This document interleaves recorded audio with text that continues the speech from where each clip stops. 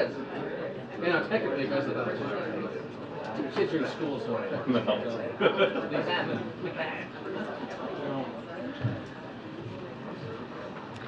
Good afternoon, everyone. I want to apologize for the late start.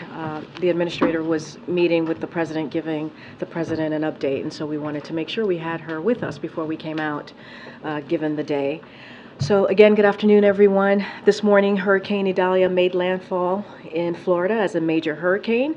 Our administration is prepared to support any needs that may arise as Idalia moves through Florida and into Georgia. Personnel and resources from across the federal government and from our voluntary and nonprofit partners are ready to assist.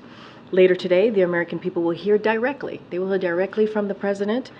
He will speak about our efforts to respond to Hurricane Idalia and our ongoing commitment to help the residents of Maui recover after the tragic wildfires earlier this month as well.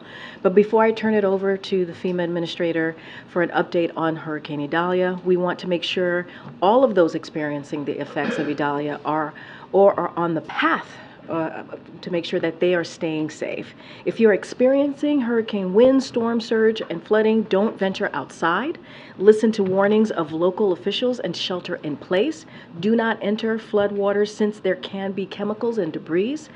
If you are in the projected path of the hurricane, please remain alert, closely monitoring any changes to its path. Listen to local and state officials for guidance and evacuation notices, and finish your preparedness. The president and our entire administration are committed to supporting all communities impacted by the hurricane. We will be with you every step of the way, as we have been when we have to deal with these types of disastrous situation, hurricanes, extreme weather. This is an administration that will be with this community from before it started, as you all know, from what you heard from the president earlier this week, and also the administrator after it hits, and we will be there until they are able to rebuild. With that, Administrator Criswell, welcome back. All right, good morning, everybody, and thanks, Karine, and I'll just jump right in. I did just have an opportunity to brief the president on our current response efforts for Hurricane Idalia, which, as all of you know, made landfall early this morning. While we were in there, the president contacted Governor DeSantis to let him know that the federal family continues to be there to support him. The governor expressed that all of his needs are met currently. And the president reiterated that if anything is needed from the federal government, we will be able to support, and we have over 1,000 personnel currently deployed, prepared to support not just Florida, but all of our states that are in the path as needed. While I was in there, the president also directed me to travel immediately into the area, and I will be traveling later this afternoon to join Governor DeSantis tomorrow to do assessments and see firsthand what the impacts from this storm are, and I can be able to report back to the president exactly what I see, what we think the needs might be, and where the federal family can continue to assist. Before I touch more on Hurricane Idalia, I also want to address the second reason that I am here at the White House today. Today, I will also join President Biden alongside his cabinet and agency officials who are supporting the response and the recovery efforts on the ground in Hawaii as we continue to help the people of Maui rebuild and recover over the long term. This whole of government approach is what is needed to get the right resources to the people of Maui, the resources and the assistance that they need and that they deserve. Now back a little bit to what we know so far on Hurricane Idalia. While it is still too soon to assess the total damages, we know that the storm made landfall as a Category 3, which means over 120 mile-per-hour winds and up to 10 inches of rain in some areas. Peak storm surge in some places along the coast. It has peaked right now, but it could surpass once they measure over 15 feet of storm surge. And we'll get exact numbers as they're able to go in and assess what the total storm surge was. And in fact, Idalia is the strongest storm to hit this part of Florida, to make landfall in this part of Florida in over 100 years. But FEMA and the entire Biden-Harris administration, we were prepared and we were ready to support the needs of this storm. As I mentioned, we have actually over 1,500 federal responders that are on the ground in the affected area. This includes over 300 personnel from FEMA, as well as over 500 urban search and rescue personnel ready to support any of the state's requests.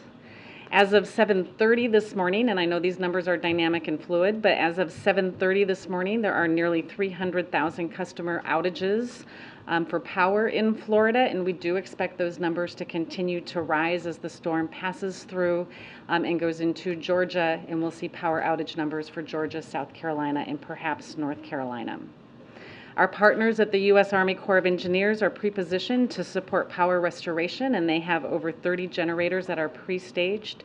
Additionally, the utilities are preparing for storm impacts, including pre-staging crews and equipment outside of the projected storm track, and the state anticipates a total of about 30,000 to 40,000 linemen in Florida to begin to assist in the power restoration efforts. People that are still in the storm's path, however, as you heard from Karine, they should not venture out into the storm and remain sheltering in place if your local officials are telling you to do so. However, if you are in trouble and you need immediate assistance, please call 911. As you do go out, do not wade in the water. Do not drive through flooded roads and streets. Just remember, turn around, don't drown. Unfortunately, we see so many fatalities after the storm passes. We want to make sure that everybody is taking the right precautions to keep themselves safe. And as always, please continue to listen to your local officials as this storm continues to pass over Georgia currently and into South Carolina. Please check on your friends and your family and your loved ones, especially older adults and people living with disabilities, to see if they have any needs. In closing, I just want to remind people that this is still very much an active situation. Remnants of the storm are still affecting Florida as we speak. The storm is over Georgia and moving into South Carolina. People there and in the Carolinas will continue to experience impacts throughout the day today and possibly into the weekend. Again, FEMA is well postured with our federal partners to support Floridians during this time of need and stands ready to support other affected states as needed.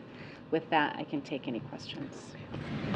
Thank you. Administrator, what are you most concerned about over the next day or two, since you just said it's too early right now to assess the extent of damage in Florida?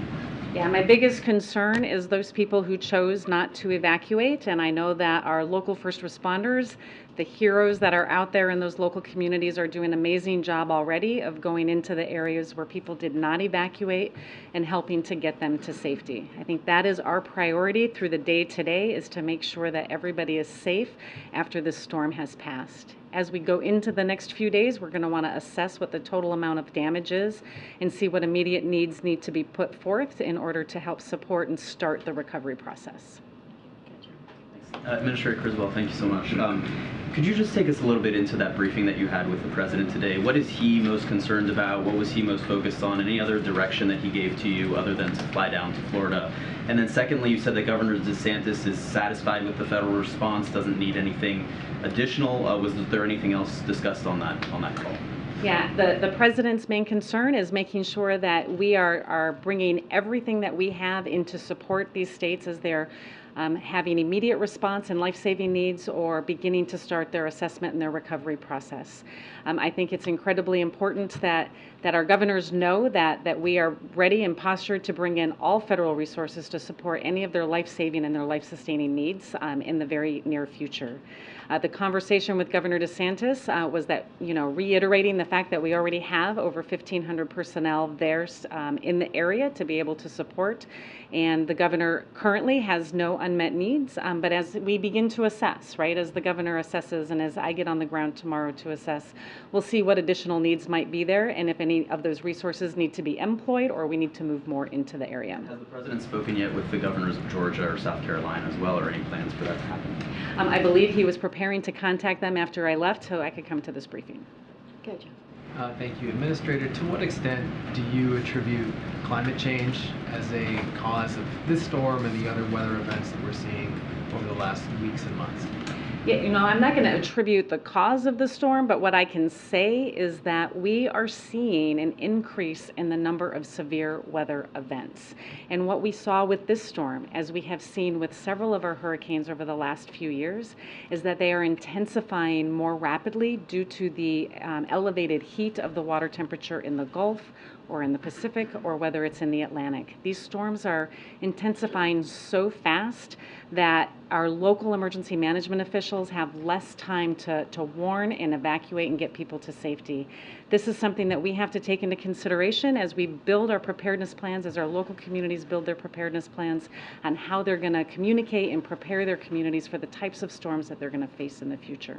Secondly, more specifically on this storm, do you have any sense, or is it too early now to say what the cost of recovery will require or will be? Yeah, it's far too early to even estimate what the cost is. It's still unsafe in many parts to even go out. That's what's going to happen over the next several days, is to really get a good understanding, an initial estimate of what we think the costs will be and what the amount of impact to these communities has been. Just to follow on that, with what you've seen so far, how long do you think it will take to get that full assessment, and how long will it take to understand the costs of the recovery efforts? Yeah, we have rapid assessment teams that have been pre-positioned, ready to go out as soon as it's safe to do so. And so those are personnel that will integrate in with the state personnel to go see what the damages are.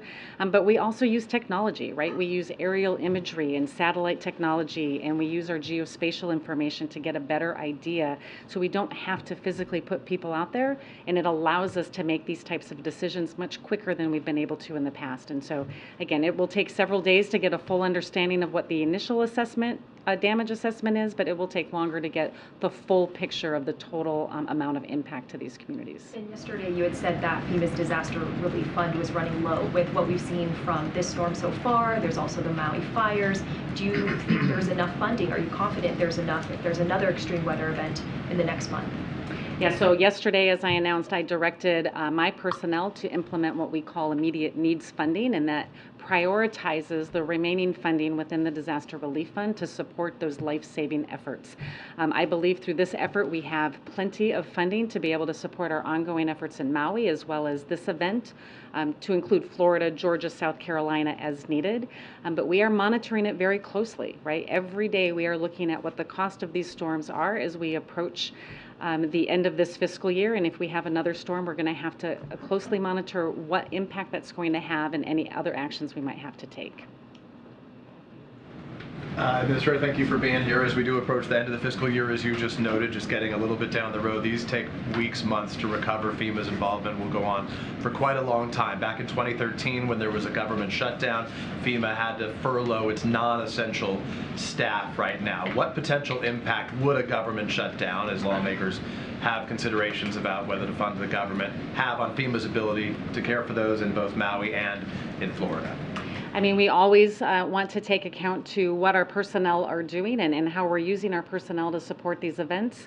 A government shutdown does not impact our personnel that are funded through the Disaster Relief Fund, and so they're able to continue operating and supporting all of the immediate efforts and life-saving efforts that continue to go on. And we also, for our other staff, can designate our emergency essential personnel to support any life-saving efforts. And so we have plans in place, as we have gone through this before, on how we would staff our agency to continue to support those efforts. If I can follow up about the critical needs assistance that was provided to those in Maui, $700 in payments to individuals there, given the cost of living in Hawaii, specifically in the Lahaina community. Is anything being done right now? Are there considerations or efforts being made to try to raise that cap, that $700 figure for those who are there?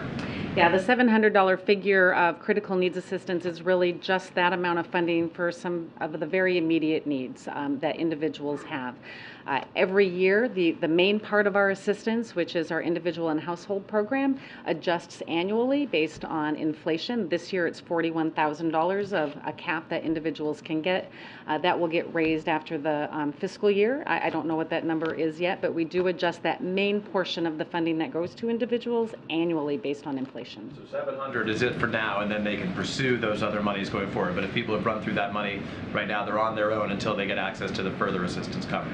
Yeah, and we already have, I think it was 12,000 individuals that registered for assistance in Maui. and somewhere over $15 million that's out on the street. That number could be higher right now from that other program. Thank you. I know that you and the governor and local officials, state officials have all told people that they get out of the way of this storm. So my first question is, are you satisfied that people heeded those calls, both from you and local and state officials? And then secondly, you mentioned the search and recovery teams that are sort of deployed and ready to go. What's your assessment so far on what those needs look like if people are sort of stranded right now? Yeah, so on the first question, I think many people did heed the warning, but unfortunately many did not. Right, we're already getting reports of people that chose to stay, and they're getting calls into the local first responders to come in and assist them. And if anybody needs assistance, they should call 911, and those local first responders will come in and help. As far as the entire footprint of those resources that are available, it's a combined effort, recognizing the capability that the state already has with all of their resources, and we have additional resources that are integrated in with that operation. So if we need to immediately augment, we have resources that are ready to deploy as soon as requested, without hesitation and without interruption. But is it clear yet how many people may be stranded? Oh, I don't have a number on how many, no.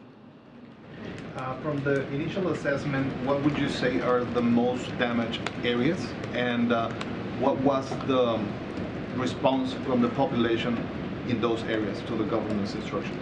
I would say that initial reports are in that Big Bend area that have had the greatest impact. They have experienced the greatest amount of storm surge. They experienced the greatest wind speeds. And so when we do get out to start assessments, that would be my anticipation of where we would experience the greatest amount of damage and impact across Florida. And how did people respond in those areas? Again, I think many people did heed the warnings, and there was a lot of public messaging that went out there to let people understand that the danger is not just the cone of the hurricane, but it's the storm surge and the water, which is creating and causing the most fatalities in these events. But again, many people did not, as we are hearing about our first responders going in to support rescuing people from their homes that are now stranded. Okay, we're going to wrap it up way in the back and then edge of the front. Thanks. On the immediate needs funding, I'm curious if you have recognized the potential long-term ongoing recovery efforts that could be at risk here. So if I understand the long-term recovery efforts based on right now, or what it looks like going into the next fiscal year? Going into the next fiscal year, which ones are at risk here if you do not get the funding you need? Yeah, so what immediate needs funding does is the work does not stop, right? The projects continue to go underway, our longer term recovery projects for the variety of disasters that we've experienced over the year.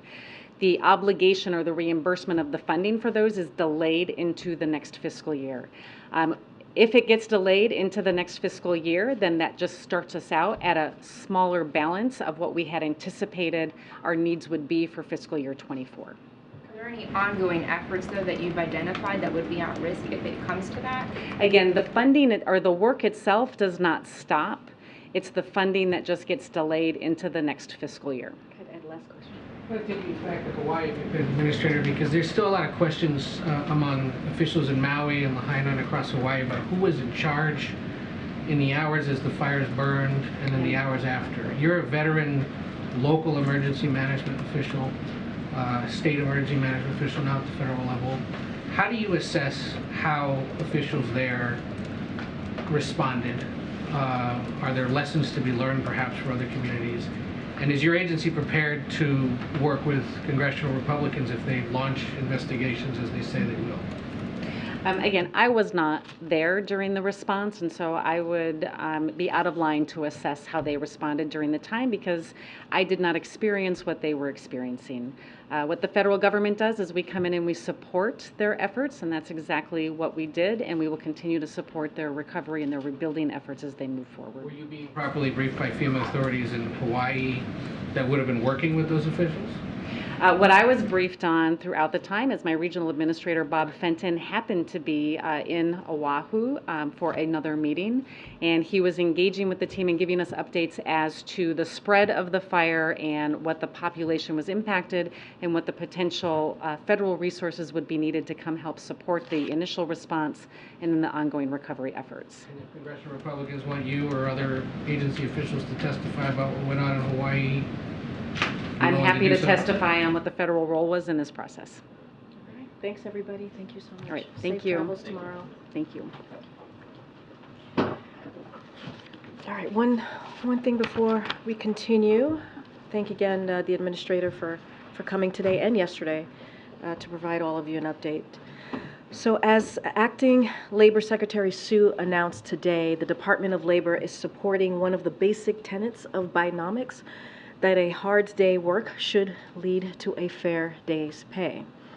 This proposed rule would deliver on the tenet by restoring and extending overtime protections to 3.6 million salaried workers. The Biden-Harris administration recognizes the benefits of a growing economy are only broadly shared when you have politics that empower workers.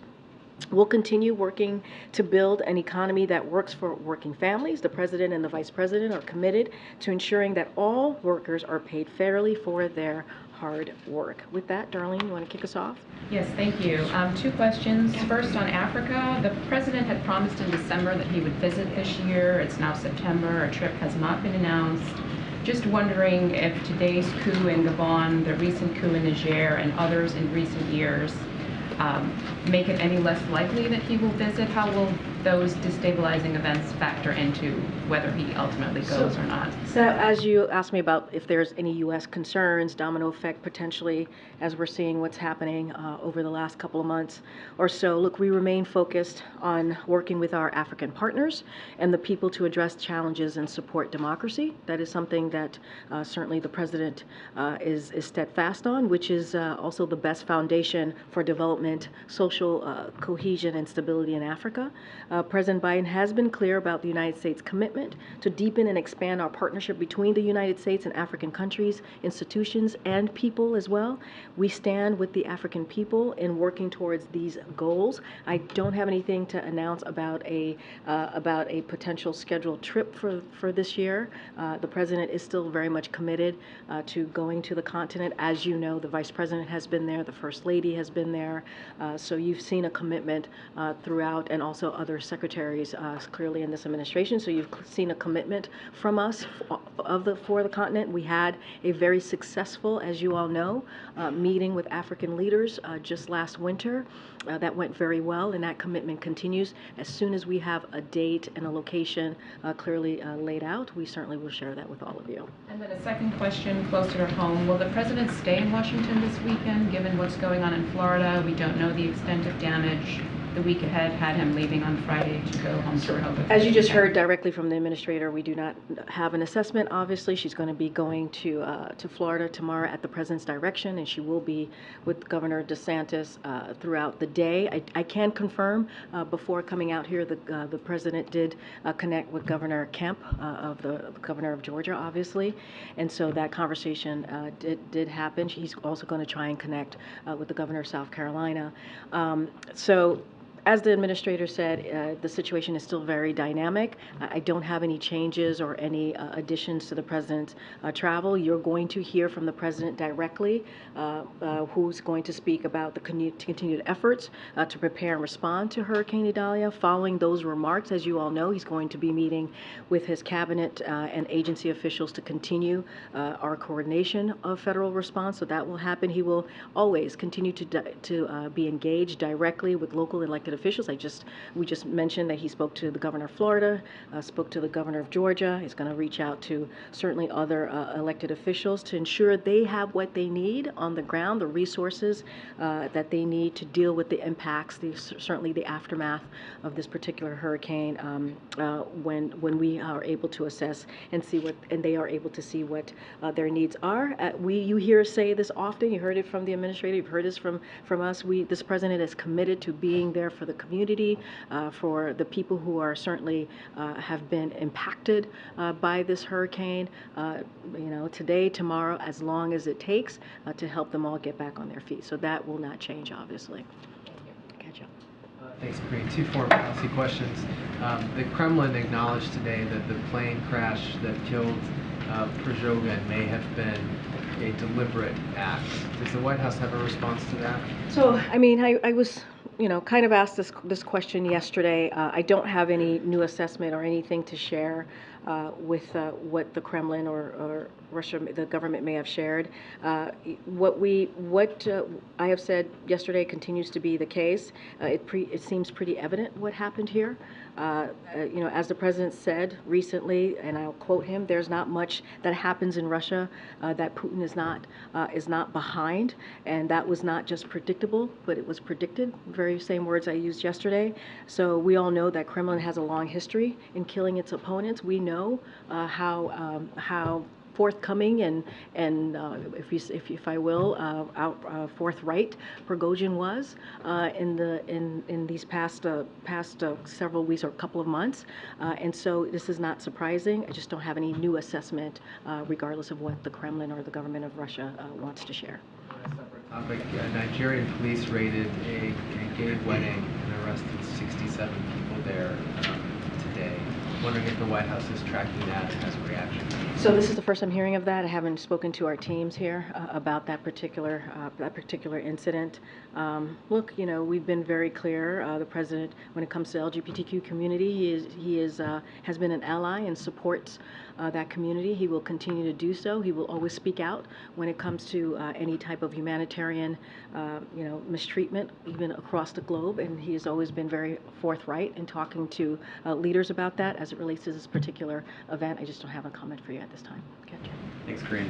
There's a report in Bloomberg that that the Assistant Secretary of Health has recommended rescheduling marijuana as a Schedule III drug.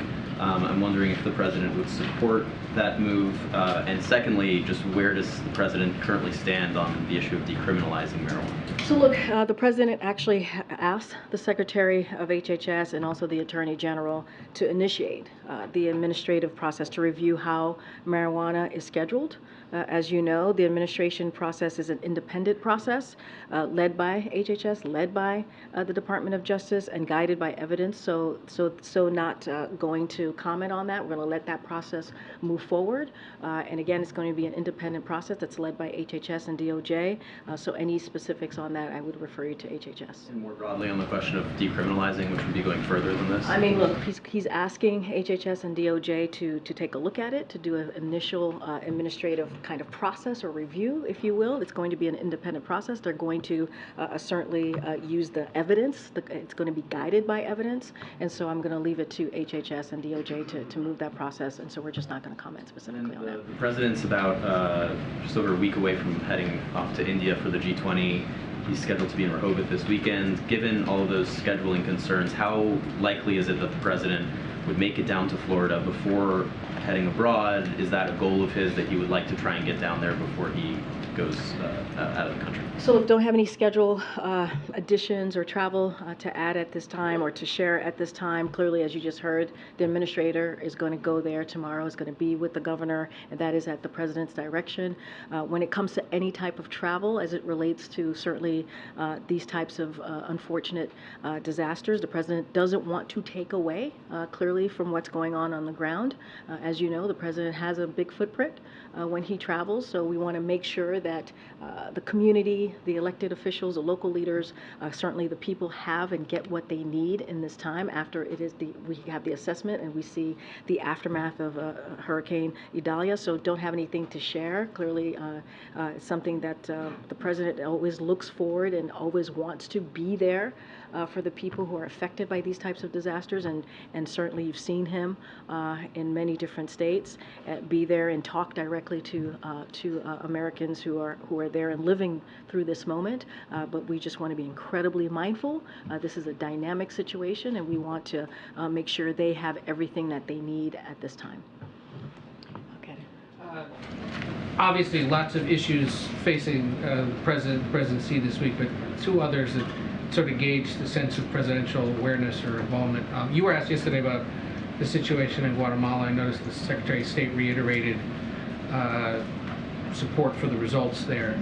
Is that something that's reached the president's attention, who has expressed a lot of concern about democracy versus autocracies in the world? This is a situation 2 doors down from the United States. Is he aware of it, and would he be willing to meet with Mr. Arevalo were he to come to Washington before becoming president? So look, the president obviously is kept up to date by his National Security Council and his foreign policy advisors on all of any dynamic or any situations globally. Clearly, that is something that the president is kept abreast. I just don't have anything to share on any future upcoming meeting at this time. As you know, we congratulated the new leader and clearly, his election was confirmed by the certified vote results, and so just don't have anything to share or anything to announce about a potential meeting. You were also asked yesterday about potential White House involvement, or at least awareness of the UAW labor situation. How about the Writers Guild, Screen Actors Guild negotiations? We're at about day 120 plus with the writers, 47 plus with SAG-AFTRA. These are members and these are companies that have close, at least political ties to this president.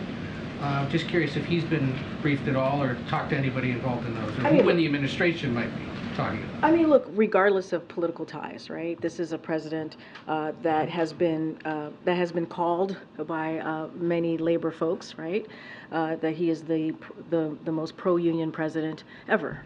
And so this is a president that believes in collective bargaining. This is a president that believes certainly of the right of workers to strike. We've been very clear about that. And as it relates to the writers and also the actors, we believe they have the right to be able to ask for fair wages and fair benefits. That's why collective bargaining is so important, and we have seen it worked. Over even the past several years while this president has been president during his tenure. So that's what the president's going to continue to call for folks to come to the table in good faith, have those conversations, do that collective bargaining that the president supports. And so I don't have anything else beyond to share. But again, this is the most pro-union president, and this is he is incredibly proud of that record. In the hours and days ahead, how frequently does President Biden intend to get briefed on the storm? Regularly, daily, multiple times a day. You're going to hear from him in a few minutes. You heard the administrator was here today briefing him. She was here yesterday in person briefing him. This is something that the president is keeping a very close eye on, as all of you are following this very closely. This is important. It doesn't matter if we are this is not about politics. We should take politics out of any type of disaster that we see that the American people are having to suffer or deal with. And so this is not about politics. This is for the president. This is about being a president for all Americans. And so he is going to be closely watching this, getting updated regularly to make sure that the people in Georgia, in South Carolina, in Florida are getting exactly what they need. And so that's going to be the president's focus. Thanks, Karine. I wanted to ask about a possible government shutdown. Some conservatives have been on the Hill, have been talking about it not being a big deal, that no one will really notice.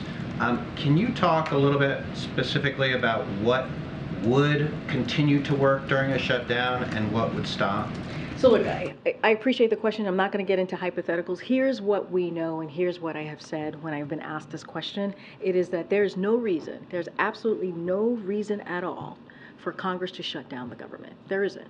And this is a question for Congress to answer. This should not be happening.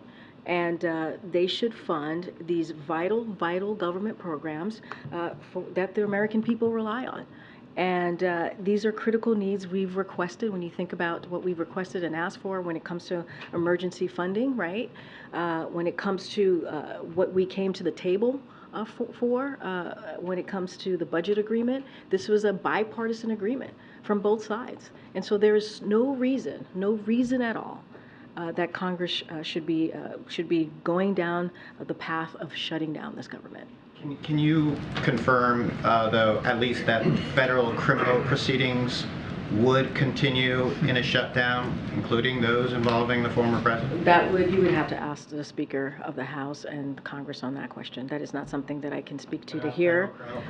You would have to reach out to Department of Justice. You would have to reach out to Congress, whatever it is that they're doing on that side.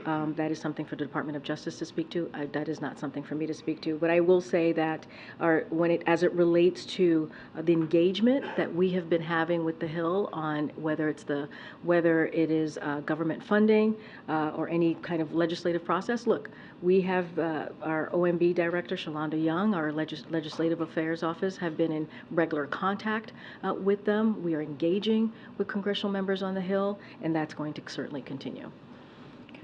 I want to ask you quickly, President Biden awarded the Presidential Citizens Medal to two Fulton County election workers, Ruby Freeman and Shay Moss. In the past, a federal judge today ruled in favor of those women who had sued Rudy Giuliani for defamation, ordering that the attorney that Giuliani pay sanctions. Just your thoughts on this now that it has been completed, it's no longer in the hands of the courts. The judge has delivered her ruling. What do you make of that? I'm just not going to comment on that at this time. Thanks, Karine. Senate Minority Leader Mitch McConnell had another episode in which he froze while answering questions today. I know the president spoke to him the last time this happened and spoke to him when he has had previous health issues. Do you know if the president is aware of this and whether or not he's likely to... I haven't spoken to the president, so I don't know if he's aware of this. And then secondly, on Labor Day, I wanted to follow up to see if there are any announcements for how the president's going to mark Labor Day this year. And just to step back on your question about Senator McConnell, clearly we wish him well, a speedy recovery. As you know, the two of them have worked together and have known each other for some time, but I can't speak to a call or a conversation. I just haven't asked the president about that. As it relates to Labor Day, clearly that's a day that the president enjoys celebrating, as it is an important day for the labor community. I just don't have anything to share. Once we get closer to that date, certainly we will lay out what the president plans to do. At the beginning of June, the White House announced that the Education Department was going to be appointing a coordinator to address book bans. I asked the Education Department for a status update and couldn't get an answer. So since we've got students returning to the classroom now, can you give us an update on when this effort is going to start? So that is something for the Department of Education to speak to. I don't have an update for you on that particular question, but again, that's something for the Department of Education. I know they're going to announce somebody. I just don't have it right this time.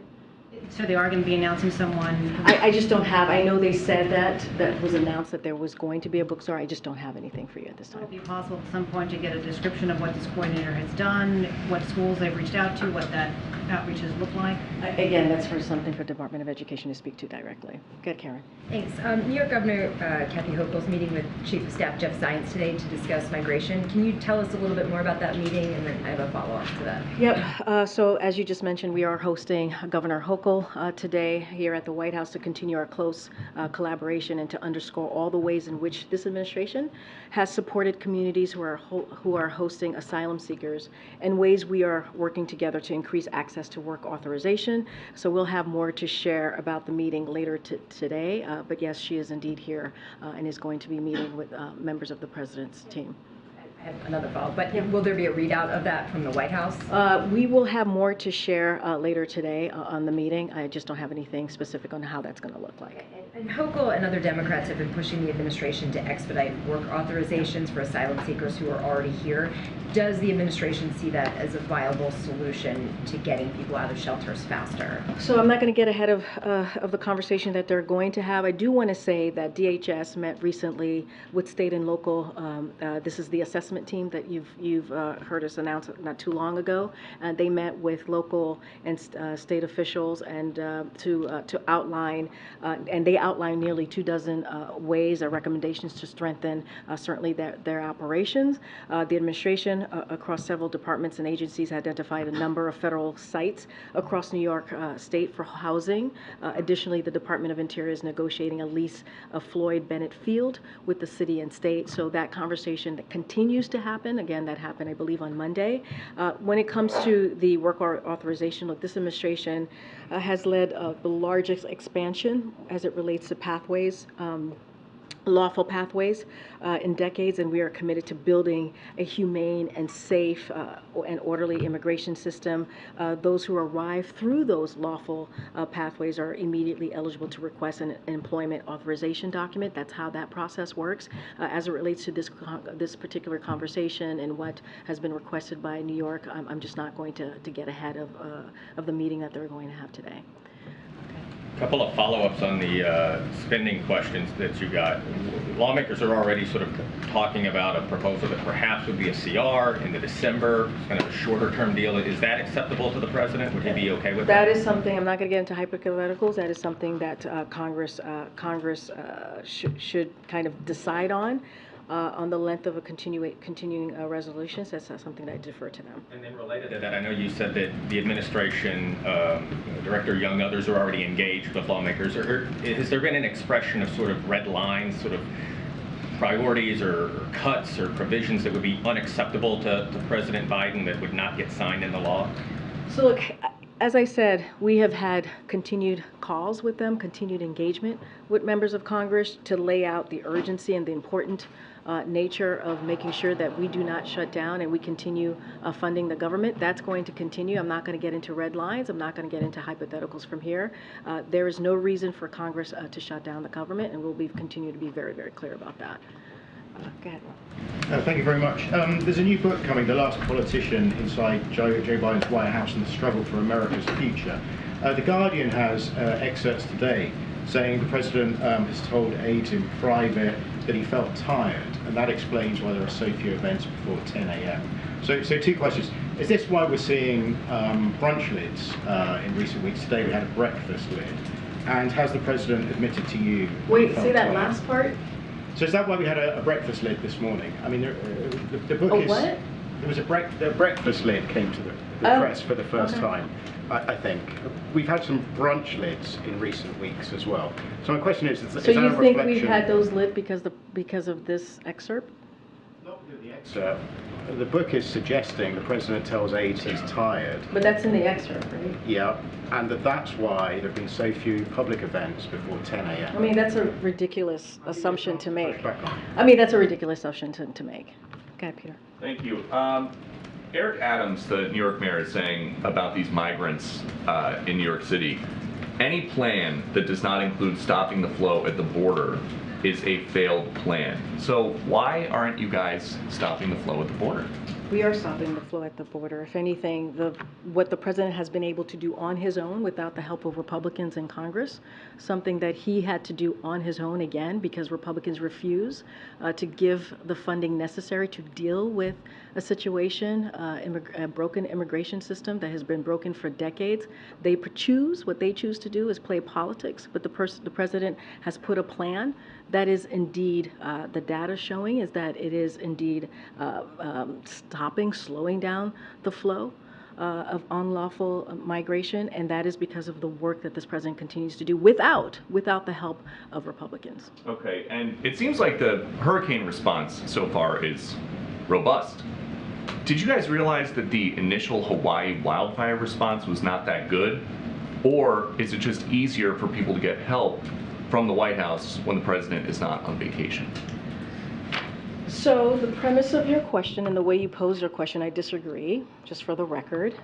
So if you were to do your reporting and speak to the governor of Hawaii, the senators of Hawaii, the folks on the ground, they would say that the president reacted in record time when it came to dealing with the wildfires, when it came to dealing and making sure that they got everything that they need on the federal level to deal with what was going on the ground. Let's not forget there were more than 600 federal employees on the ground already to assist with the wildfires in Maui. So your question is wrong, it's flawed in many, many ways, and I would advise you to go speak to the governor and the local and state officials in Hawaii. Okay. Thanks, Karine. Putin is supposed to visit China in October. This is the first visit, if it happened, this is the first visit after a warrant of his arrest has been issued.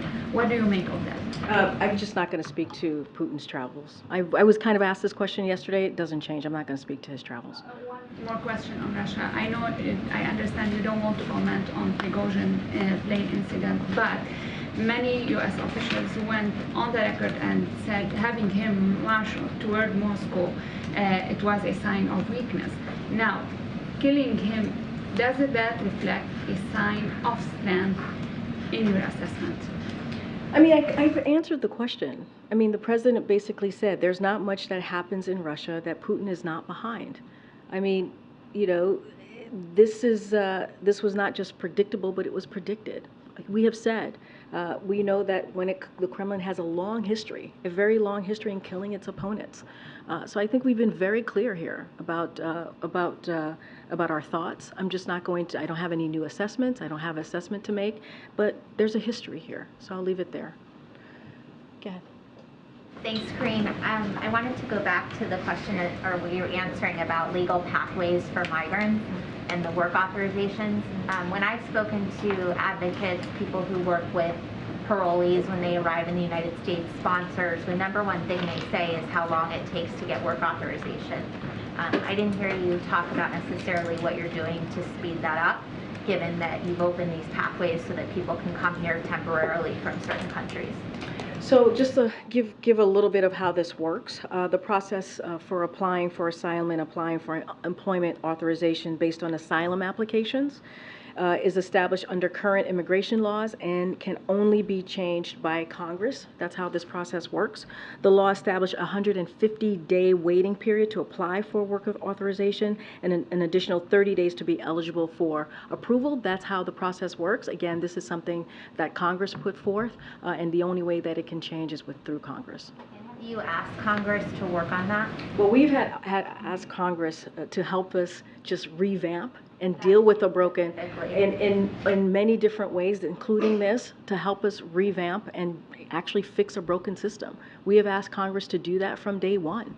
Remember, the president put forth a comprehensive immigration reform legislation. So this is something that the president has made a priority. The first piece of legislation that he put forward dealt with the immigration system. Again, this is something that, when it comes to this system, the president wants to do this in a humane way. And he has taken actions to work on this issue on his own without the help, certainly, from Republicans in Congress. I also wanted to ask you, Administrator Criswell, when she was here yesterday, talked about, and again today, about the rise of extreme weather, this idea of FEMA having to deal with an unprecedented workload. Is the president thinking about it all outside of your funding request to Congress? Any changes in structures within the White House, any changes within agencies that would help support what we're seeing, which is more extreme weather, more often, more people needing help? I mean, I don't have anything to share about structure within the administration, but I would say this. Oh, I mean, look, I'll say this. We've asked for $12 billion, right? FEMA has asked for FEMA to continue to doing its work. That conversation is going to continue. Obviously, the administrator laid out what that means for her work. As it relates to extreme weather, one of the reasons the president has called climate change a crisis and done the work, historic work that he's done on dealing with climate change is because of that, right? Is because we're seeing this change of pattern. We're seeing how rapidly and how quickly this extreme weather, hurricanes are coming about. That's what the administrator just said. And so, look, there's a lot of work to do. The president has taken this very, very seriously. That's why the Inflation Reduction Act was so critical and important. The biggest investment in dealing with climate change. That's why the bipartisan infrastructure law is so important. So this is work that the president's going to continue to do to deal with an issue that is a crisis, not just here, but globally. As it relates to any changes within the administration, I don't have anything for you on that. But right behind you, go ahead. The Afghanistan withdrawal ended 2 years ago this week. Does President Biden plan to commemorate the events and the people who were killed and left behind as that happened? So as you know, the president had a statement recently when it came to the anniversary of Abbeygate.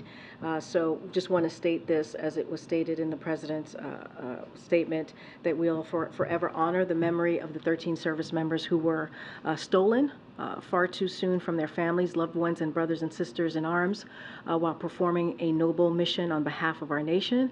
And the First Lady, certainly the President, and our entire nation will always support those families. And so, look, the President has said on many occasions that ending our longest war after 20 years was the right thing to do. He refused to send another generation, you've heard him say this, of Americans to fight a war that should have ended a long time ago.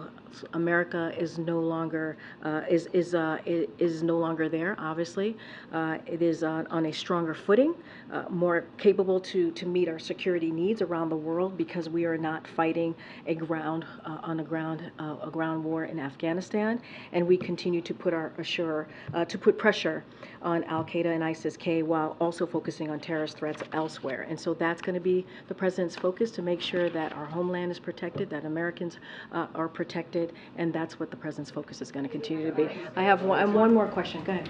A question about North Korea, the missile launch earlier this morning. Anything you can say about that? And then also, we heard about increased cooperation between the Russians and the North Koreans with respect to weapons for the Russians. I'm wondering if the president would consider meeting with Kim Jong-un because of this increased cooperation, and he can't seem to get a response from the North Koreans.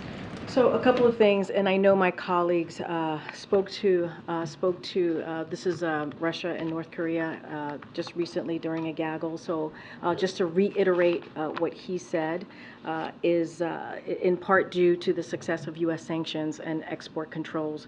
Russia has been forced to turn to rogue regimes like the DPRK to try to obtain weapons and equipment to support its military operations in Ukraine. We have previously warned that Russia is actively seeking to acquire additional munitions from the DPRK. Today, as my colleagues shared, we shared new information that arms negotiations between Russia and the DPRK are actively advancing. Russia's Minister of Defense recently traveled to the DPRK to try to convince Pyongyang to sell artillery ammunition to Russia. And our information indicates that following that visit, another group of Russian officials traveled there for follow-up on discussions about potential arms deals.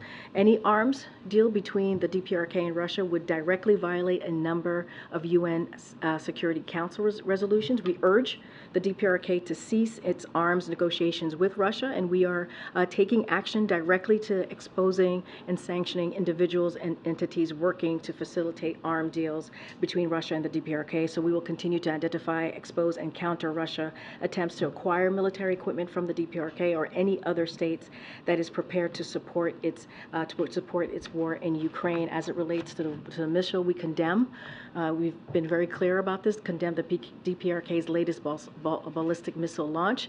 This launch is in violation of multiple United Nations Security Council resolutions and possesses a threat to the DPRK's neighbors and international community. We remain committed to a diplomatic approach to the DPRK and call on DPRK to engage in dialogue, as we have for some time now.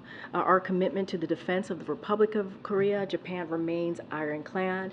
Any specifics on that, I would refer you to Indo-PACOM and for any additional comment, and I just don't have anything else to add on that.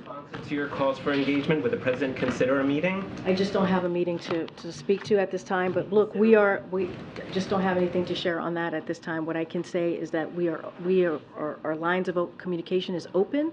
We've been very clear on that. I just don't have anything to share on a potential meeting. With that, I'll see you guys tomorrow. Thanks, everybody. Thanks, Karine.